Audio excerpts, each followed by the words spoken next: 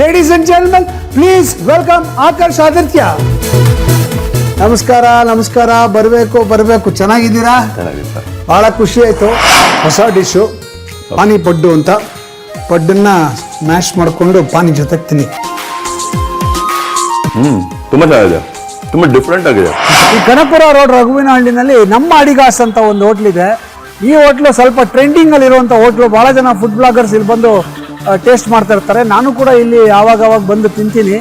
ಇಲ್ಲಿ ನಮಗೆ ಬಹಳ ಖುಷಿ ಕೊಡೋದಂದ್ರೆ ಇವರ ಬಟನ್ ಇಡ್ಲಿ ಸಾಂಬಾರ್, ಅಂದ್ರೆ ಮಿನಿ ಇಡ್ಲಿ ಸಾಂಬಾರ್.